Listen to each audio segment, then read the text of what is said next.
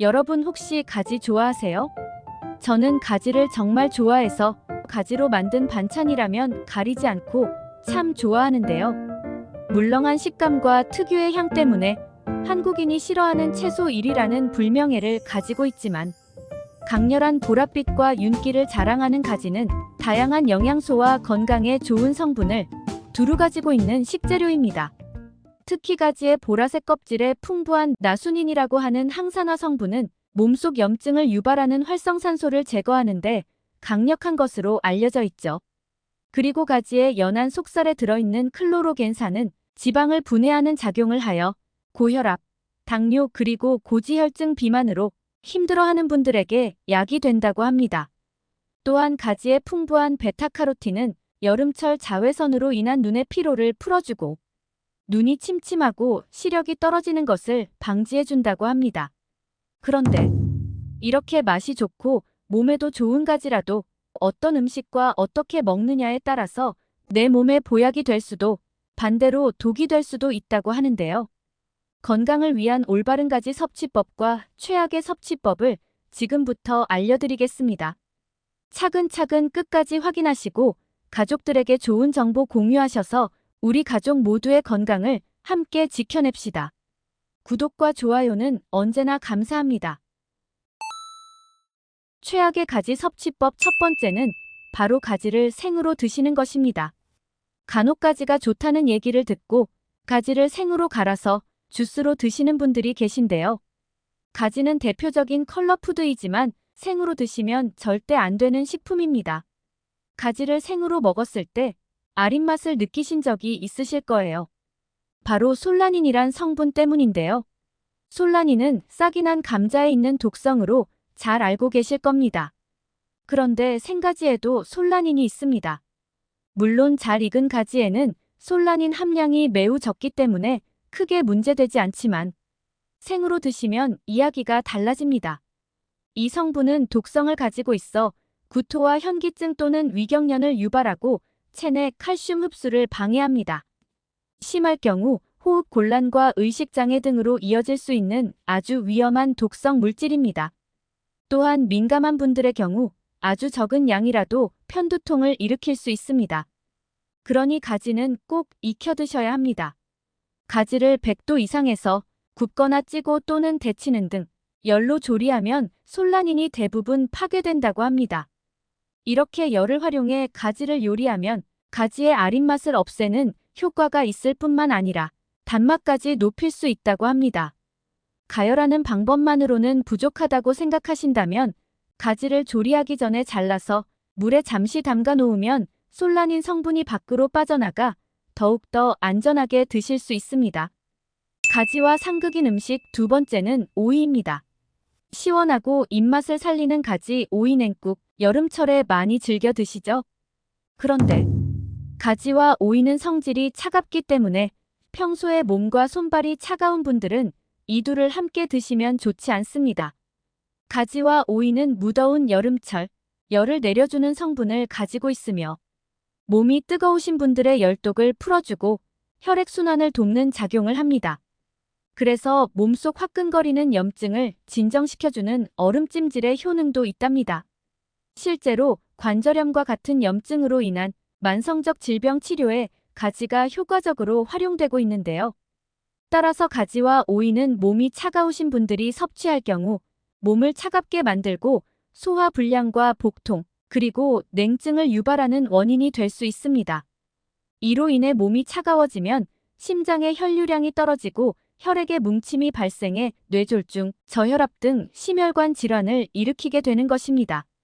게다가 가지와 오이는 100g당 칼로리가 20칼로리도 되지 않고 95%가 수분으로 이루어져 있으며 식이섬유가 풍부해 몸의 순환을 돕습니다.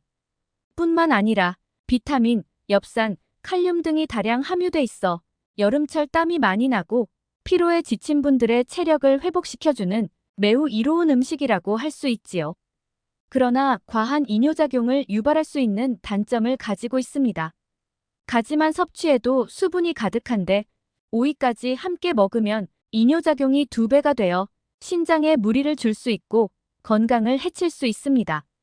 과도한 이뇨작용은 몸속 노폐물만 제거하는 것이 아니라 몸에 필요한 영양 성분까지 몸 밖으로 배출시키고 이와 더불어 저나트륨 혈증을 일으킬 수도 있습니다. 그러니 가지와 오이를 함께 드시는 것은 가급적 피하시길 권장드립니다. 최악의 가지 섭취법 세 번째는 바로 가지 튀김입니다. 바삭바삭한 맛에 보기만 해도 정말 군침이 도는 튀김은 맛은 좋지만 건강에는 그리 좋지 않다는 것을 들어보셨을 겁니다. 그런데 그 중에서도 특히 가지 튀김은 더욱더 좋지 않습니다. 가지는 다른 채소들에 비해 기름을 잘 흡수하는 성질을 가지고 있기 때문입니다. 따라서 기름에 튀긴 가지를 드시게 되면 건강에 해로운 오메가6를 너무 많이 섭취하게 될 수 있습니다.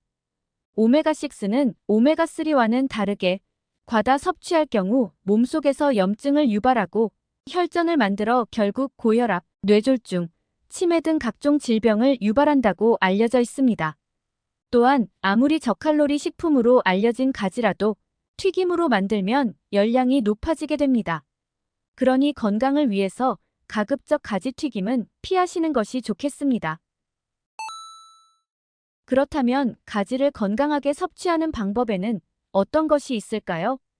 첫 번째로 가지와 함께 먹으면 몸에 보약이 되는 음식은 바로 애호박입니다. 가지와 애호박은 여름에 꼭 챙겨 드셔야 하는 채소로 함께 드시면 시너지 효과를 발휘하게 됩니다. 가지는 다른 채소에 비해 암을 유발하는 활성산소 제거에 뛰어난 능력이 있다고 알려져 있는데요. 특히 가지의 보라색은 안토시아닌 계열의 색소 중 하나인 나수닌이란 성분이 있어서 활성산소 제거에 가장 강력한 효능이 있다고 여러 연구에서 보고되고 있습니다. 게다가 가지는 페놀레산 성분 또한 풍부한데요. 이 성분은 스트레스로 인해 세포가 파괴되는 것을 막아주어 다양한 질병 위험을 낮추기 때문에 암은 물론이고 심장질환을 예방하는 효과까지 있습니다. 또한 칼로리가 낮다는 장점이 있어서 다이어트에도 매우 좋은 식품이라고 할 수 있겠습니다. 애호박은 베타카로틴과 비타민C가 풍부한 채소인데 베타카로틴은 콜레스테롤의 산화를 방지하는 항산화 작용을 합니다. 따라서 혈관의 염증 반응을 막아주는 역할을 해주는 것이죠. 심지어 애호박의 비타민C는 노화 방지까지 해줍니다. 그러니 가지와 애호박을 함께 드시는 것은 제철 보약을 드시는 것은 물론이고 암세포 증식을 억제하는 항암 효과까지 챙기시는 매우 좋은 식습관입니다. 그러니 앞으로는 잊지 마시고 가지는 꼭 애호박과 함께 드시기 바랍니다. 가지와 애호박은 살짝 데치고 조물조물 함께 무쳐서 가지 애호박 무침으로 드셔도 좋습니다. 여기에 향긋한 참기름 한 스푼 두르시면 요리에 풍미를 더한 맛있는 여름 반찬으로 건강을 책임지는 최고의 음식이 아닐 수 없습니다. 두 번째로 가지와 함께 드시면 궁합이 좋은 음식은 바로 부추입니다. 가지와 부추는 찰떡궁합으로 불릴 만큼 맛과 영양이 아주 잘 어울리는 식품인데요. 부추는 우수한 천연강장 식품이며 부추에 들어있는 칼륨은 체내의 나트륨을 몸 밖으로 내보내는 역할을 합니다. 또한 혈액 속 노폐물을 제거하여 혈액을 우리 몸에 골고루 공급해 주어 심혈관 질환을 예방하는 효과가 있습니다. 게다가 손발이 차가운 사람들의 신장의 냉기를 잡아 기를 잘 통하게 해주며 무릎과 허리를 따뜻하게 하는 효능이 있습니다. 심지어 부추의 풍부한 비타민이와 천연 피로의 소재로 불리는 황화아릴이라는 성분은 에너지 대사를 원활하게 해주고 무더위에 지친 피로를 빠르게 해소시켜줍니다. 그러니 성질이 따뜻한 부추와 가지를 함께 섭취하시면 가지의 차가운 성질을 부추가 중화시켜 모든 영양분의 소화 흡수율을 높여줍니다. 또한 부추의 풍부한 베타카로틴은 노화 예방 및 항산화 작용을 하는 성분입니다. 따라서 가지와 부추를 함께 드시면 맛은 물론이고 서로가 가지고 있는 효능을 극대화하여 영양은 배가 되는 것입니다. 그리고 가지 고르실 때 꿀팁을 하나 드리자면 가지는 통통하고 길이가 짧으면서 가벼울수록 맛이 좋다고 합니다.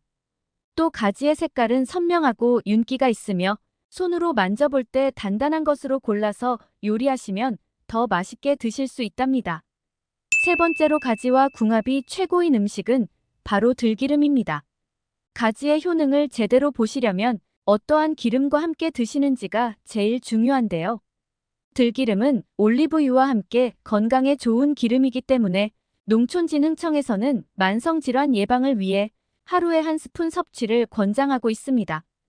들기름은 기억력 증진과 각종 만성질환 예방에 효과가 있다고 잘 알려진 오메가3가 듬뿍 들어 있습니다.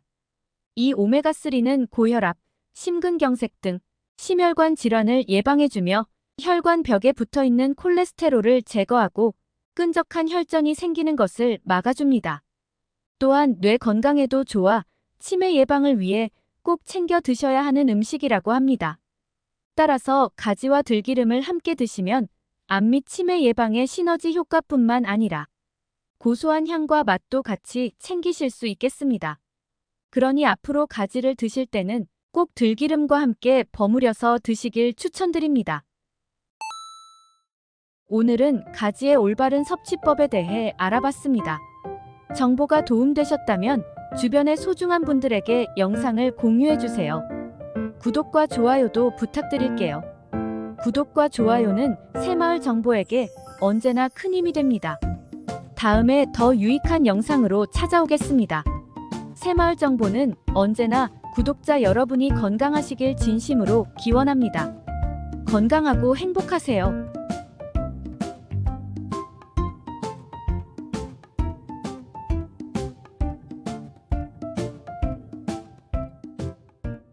여러분은 계란 좋아하세요? 저는 어릴 적부터 계란을 정말 좋아했는데요. 찐계란, 라면에 넣은 계란, 계란 후라이, 계란찜 등 계란으로 만든 음식이라면 가리지 않고 잘 먹었습니다.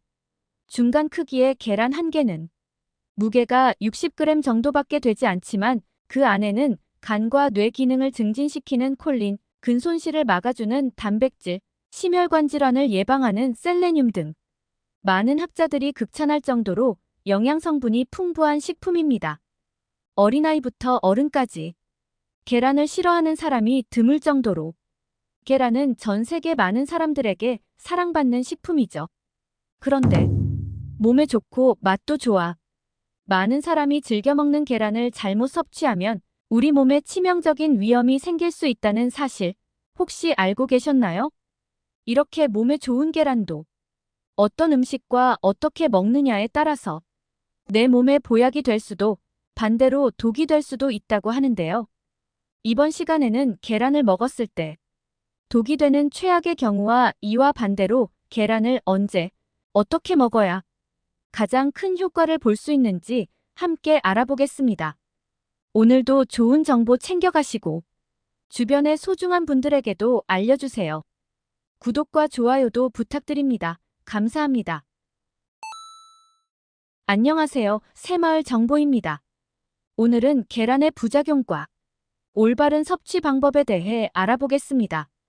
첫 번째로 계란과 함께 먹으면 최악인 음식은 밀가루입니다. 계란에는 기억력을 높이고 치매를 예방해주는 콜린이라는 아주 좋은 성분이 들어있는데요.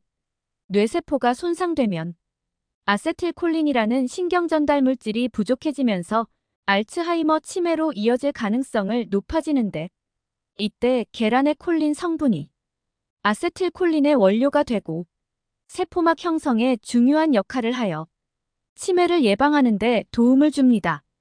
그러나 이처럼 뇌에 좋은 계란을 밀가루와 함께 먹으면 어떻게 될까요? 정제된 하얀 밀가루는 탄수화물 75% 이상으로 이루어져 있는데 이처럼 고탄수화물이 주요 성분인 밀가루와 계란을 함께 먹는다면 혈당이 급격히 상승하게 되고 높아진 혈당 속에서는 최종 당화산물, 즉 뇌세포를 파괴하고 암발병의 원인으로 작용하는 당독소가 만들어지게 됩니다. 당독소는 혈액을 타고 떠돌아다니던 잉여 포도당이 단백질과 결합하여 변성된 것을 말하는데 당독소가 몸에 쌓이면 만성염증을 일으켜 피부 노화를 가속화하고 뇌에 쌓이면 기억력 저하와 치매를 유발하며 유전자 변이를 일으켜 몸에 암을 일으키는 등 만병의 근원이 됩니다. 당독소는 탄수화물과 단백질을 높은 온도에서 튀기거나 굽는 열 처리 과정에서 더욱 쉽게 만들어지는데, 특히 이렇게 만들어진 빵이나 튀김과 같은 음식들을 지속적으로 많이 먹게 되면 결국 뇌를 보호하는 세포막이 무너져 치매로 가는 지름길이 될 수밖에 없습니다. 계란처럼 신경세포의 보호막을 생성하는 성분을 아무리 많이 섭취하더라도 보호막을 뚫어버리는 독소를 만드는 음식을 자주 섭취한다면 결국엔 좋은 음식을 먹는 의미가 없어지겠죠. 따라서 빵처럼 밀가루 음식이나 기름에 튀긴 음식들은 되도록 멀리하고 드시더라도 계란과 정제된 밀가루가 들어가지 않은 통밀 또는 비건 재료들로 만들어진 것을 드시는 게 좋겠습니다. 두 번째로 계란과 함께 먹으면 최악인 음식은 감입니다. 계란과 감을 함께 먹을 일은 많지 않겠지만 요즘엔 곶감이나 감말랭이처럼 먹기 간편한 식품으로도 많이 드시는데요. 계란과 감을 함께 먹을 경우 가볍게는 두통이나 설사, 구토, 소화불량에 그치지만 심하면 급성 위장염, 위석 등을 유발합니다. 이러한 증상을 나타내는 원인은 바로 감의 떫은 맛을 내는 탄닌 성분 때문인데요.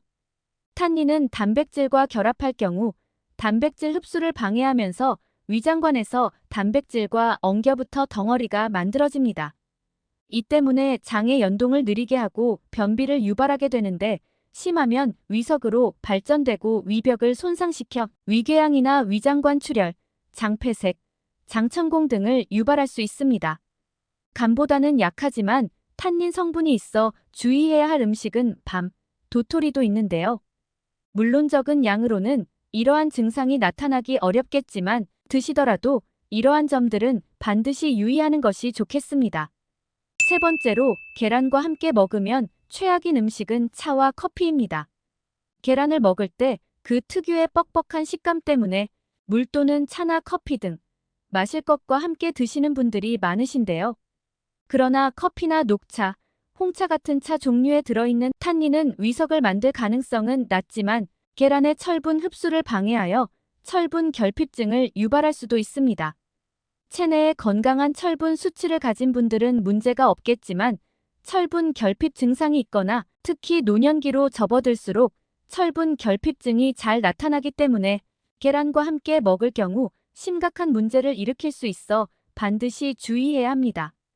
철분이 부족할 때 생기는 증상으로는 기력이 없거나 피곤함, 호흡곤란, 가슴 통증이나 두근거림이 나타나고 가벼운 움직임에도 숨이 차고 심장이 비정상적으로 뛰며 손발이 차가워지고 손발톱이 깨지거나 변형되는 증상, 물을 마셔도 갈증이 나고 피부가 창백해지는 증상 등이 나타납니다.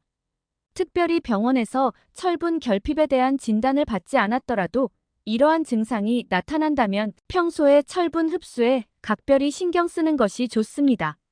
차에 함유된 탄닌은 우리 몸속에 쌓인 중금속을 배출시키고 항산화 작용이 뛰어나 심혈관 질환과 암을 예방하는 등의 아주 다양한 효능이 있습니다. 그러나 계란과 차 모두 몸에 좋은 음식이지만 함께 먹으면 앞서 말씀드린 것처럼 부작용이 나타날 수 있으니 되도록 같이 먹기보다는 시간을 두고 한 가지씩 단독으로 드시는 것이 좋겠습니다. 그렇다면 이와 반대로 계란과 함께 먹으면 좋은 음식은 어떤 것이 있을까요? 첫 번째로 계란과 같이 먹으면 좋은 음식은 토마토입니다. 토마토와 계란은 그야말로 환상의 궁합이라고 할 수 있는데요. 계란은 풍부한 단백질의 공급원이 되지만 비타민C가 많이 부족한 식품입니다. 보고된 바에 따르면 비타민C가 부족할 경우 뇌 인지 기능이 저하되고 치매 발병에도 영향을 미치며 당뇨병과 같은 혈관 질환의 발병률이 증가한다고 하는데요.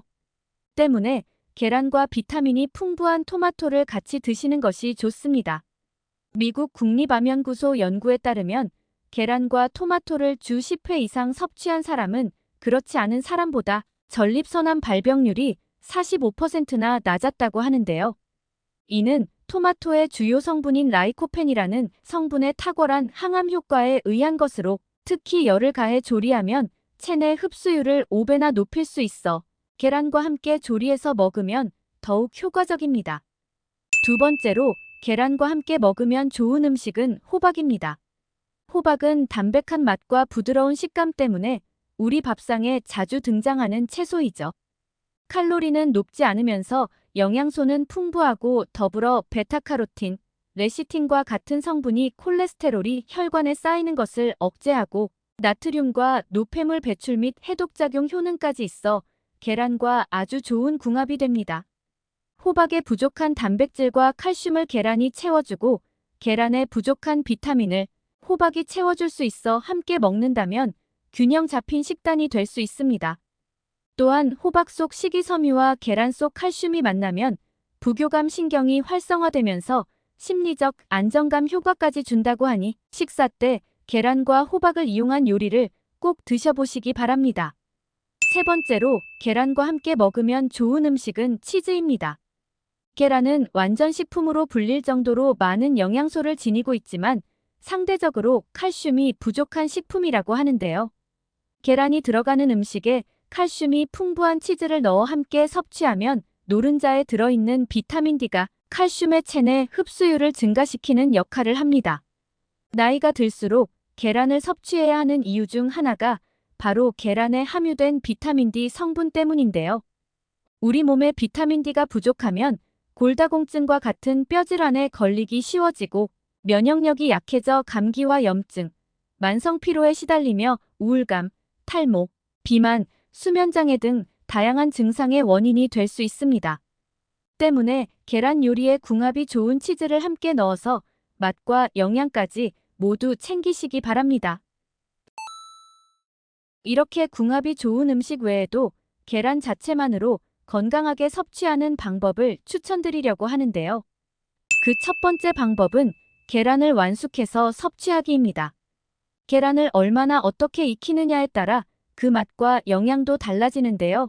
계란 노른자에는 비타민 B군의 일종인 비오틴이라는 성분이 많이 들어있는데 이 영양소는 콜레스테롤 수치를 조절하고 피부나 머리카락 손발톱을 매끄럽게 해주며 신경계, 골수의 기능을 원활하게 하는 역할을 합니다.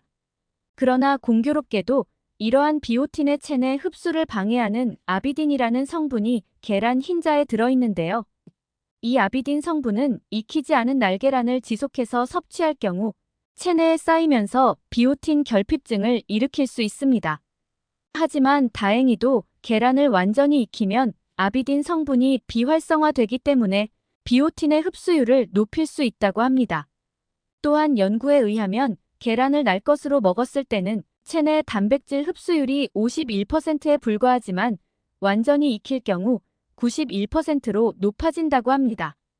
무엇보다 계란을 익히면 단백질이 소화되기 쉬운 구조로 바뀐다고 하니 계란은 되도록 익혀서 드시는 것이 좋겠습니다.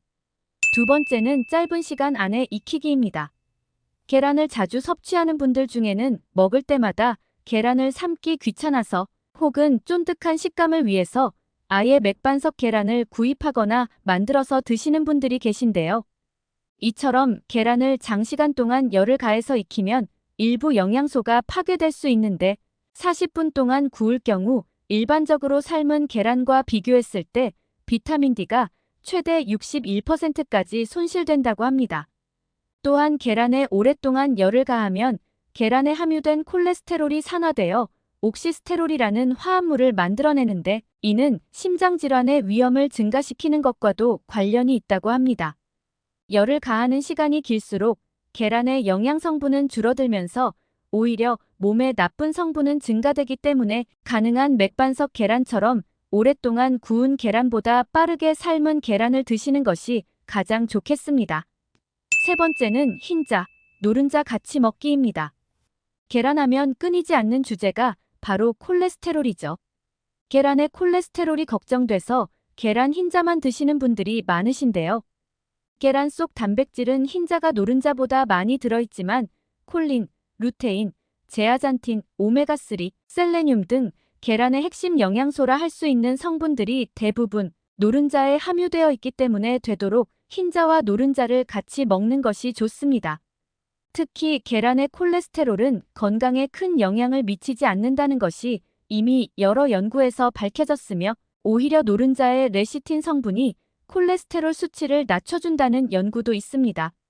전문가들은 콜레스테롤 수치가 높거나 고지혈증 등의 이상이 없는 건강한 사람이라면 하루에 계란 2개를 먹는 것은 전혀 문제가 없다고 합니다. 따라서 계란의 우수한 효능을 모두 누리기 위해서라도 흰자와 노른자 모두 드시는 것이 좋겠습니다.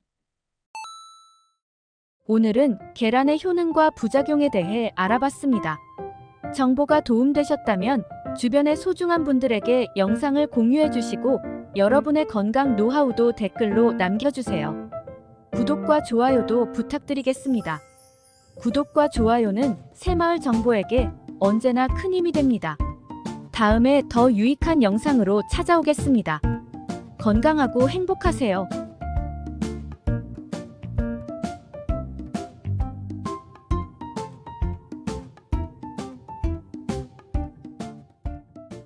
여러분 혹시 마늘 좋아하세요? 저는 마늘이 들어간 음식이라면 뭐든 가리지 않고 참 좋아하는데요. 한국 음식에 절대 빠지면 안 되는 게 마늘이고 그 양 또한 다른 나라와 비교가 안 될 만큼 어마어마하죠. 100가지 이로움을 준다 하여 이레백리라고도 불리는 마늘은 국제암연구소가 항암 효과가 있는 48개의 식품 중 1위로 선정할 정도로 그 효능이 뛰어나다고 하는데요. 마늘의 대표 성분인 알리신 성분은 나이가 들수록 발병률이 높아지는 고지혈증이나 동맥경화 등을 개선하여 심혈관질환의 위험을 감소시키고 무엇보다 손상된 DNA가 암세포로 진행되는 것을 막아 전립선암이나 유방암, 폐암, 대장암 등 암을 예방하는 데도 뛰어난 것으로 밝혀졌습니다.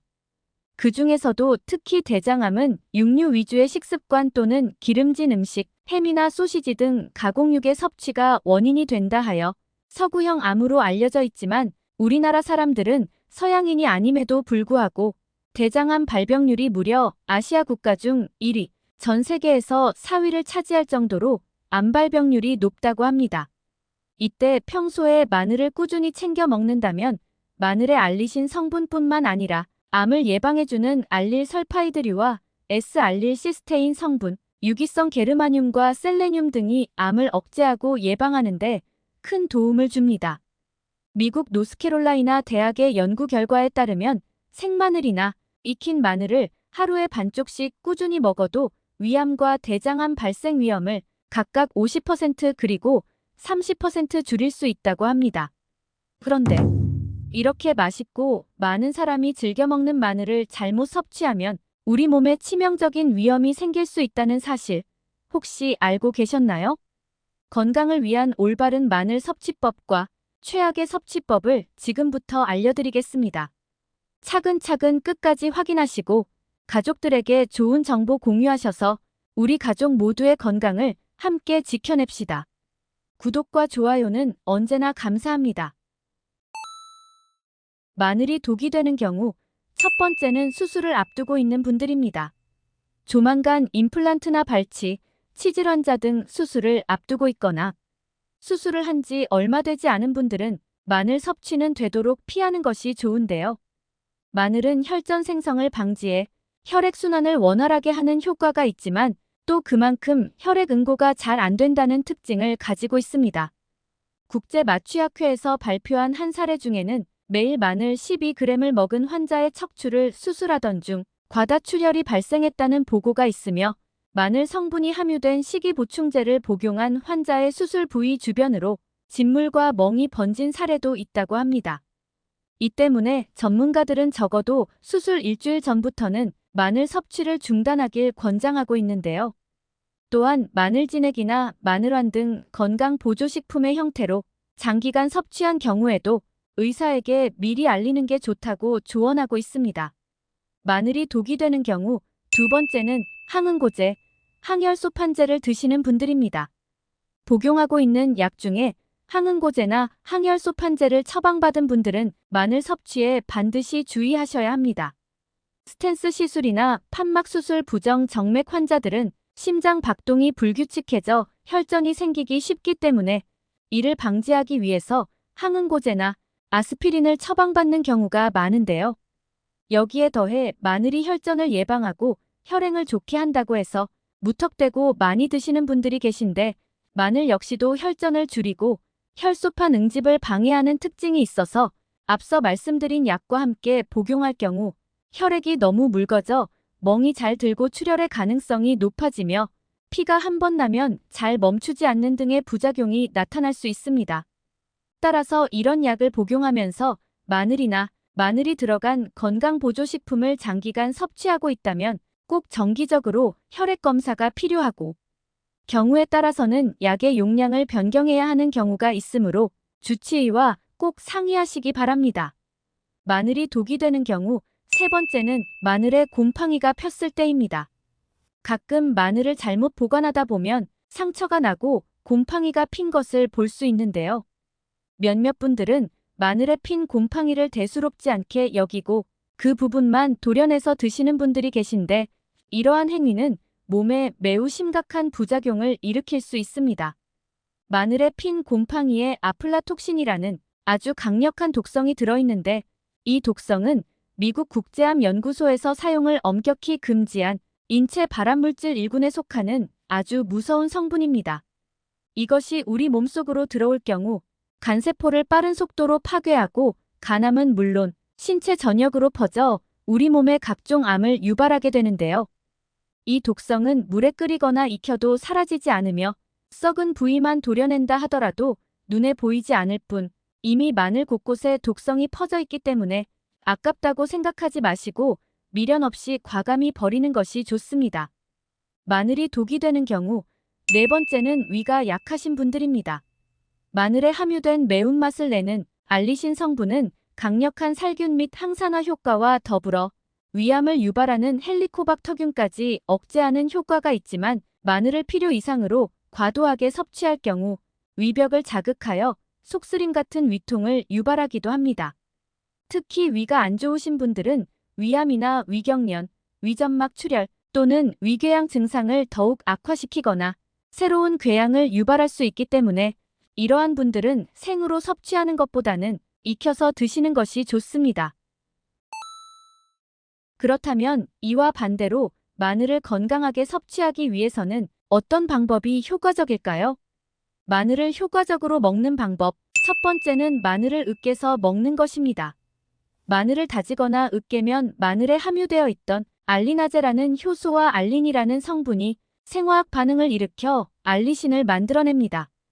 이때 으깬 마늘을 바로 조리하지 말고 10분간 두었다가 조리하면 그 효능이 더욱 높아지는데 미국 펜실베이니아 주립대학의 연구에 의하면 마늘의 조리법에 따른 영양소를 비교해 본 결과 잘게 썰거나간 마늘에 열을 가하기 전에 10분 정도 두어야 효소가 작동할 시간을 얻게 되어 알리신 성분을 최대한 섭취할 수 있게 된다고 합니다. 따라서 마늘의 알리신 효과를 보기 위해선 마늘을 다지거나 으깨서 먹는 것이 좋습니다. 마늘을 건강하게 섭취하는 방법. 두 번째는 마늘을 익혀서 먹는 경우입니다. 마늘을 생으로 섭취하는 것도 좋지만 위가 좋지 않은 분들은 오히려 부작용을 일으킬 수 있기 때문에 익혀서 먹는 것이 좋은데 마늘을 익힐 때도 더욱 큰 효과를 내는 방법이 있습니다.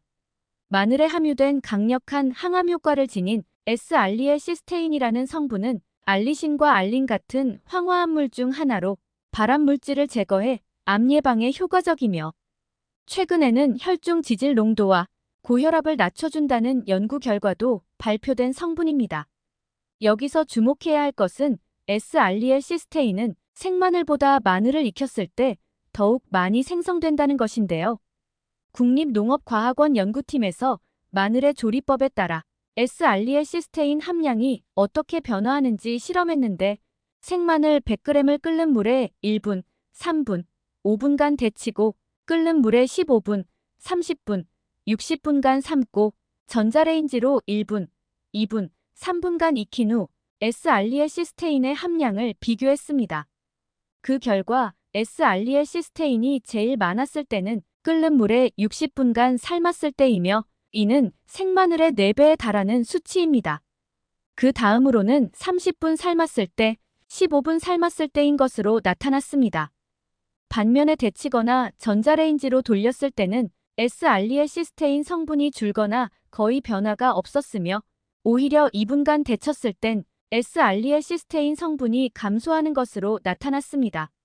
이처럼 마늘은 어떻게 익히느냐에 따라 몸에 좋은 성분 함량이 달라지기 때문에 구이나 찌개 또는 반찬을 만들 땐 처음부터 마늘을 넣는 것이 S알리엘시스테인 성분을 좀 더 많이 먹을 수 있는 방법이 되겠습니다.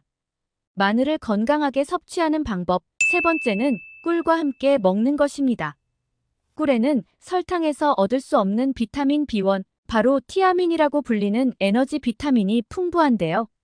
꿀 속에 있는 이 티아민 성분은 마늘의 매운맛을 내는 알리신 성분과 만나면 흡수율이 무려 20배가량 더 높은 알리타아민이라는 성분으로 바뀌게 됩니다. 이렇게 마늘과 꿀이 만나면 마늘의 자극적인 맛과 향이 감소하면서도 꿀의 달콤한 맛이 더해지고 피로회복과 기력 보충 등의 효과는 크게 상승하여 건강에 좋은 영향을 주게 됩니다. 이렇게 이래백리라 할 만큼 장점이 많은 마늘의 딱 하나의 단점을 꼽으라면 바로 입냄새를 빼놓을 수 없을 텐데요.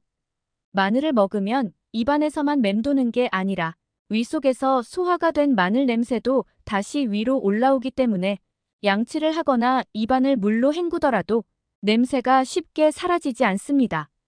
미국 오하이오 주립대학 연구팀의 연구 결과에 의하면 사과나 상추를 먹으면 사과나 상추에 함유된 효소가 마늘 냄새를 일으키는 휘발 성분을 상쇄시켜 구취를 감소시키는데 효과적이라고 합니다. 그러나 생사과가 아닌 사과 주스를 마셨을 땐 마늘의 휘발 성분을 줄이지 못한 것으로 나타났습니다. 따라서 마늘을 먹은 뒤 입냄새가 걱정이시라면 사과나 상추를 드셔보시기 바랍니다. 오늘은 마늘의 올바른 섭취법에 대해 알아봤습니다. 정보가 도움되셨다면 주변의 소중한 분들에게 영상을 공유해주세요. 구독과 좋아요도 부탁드릴게요. 구독과 좋아요는 새마을 정보에게 언제나 큰 힘이 됩니다. 다음에 더 유익한 영상으로 찾아오겠습니다. 새마을 정보는 언제나 구독자 여러분이 건강하시길 진심으로 기원합니다. 건강하고 행복하세요.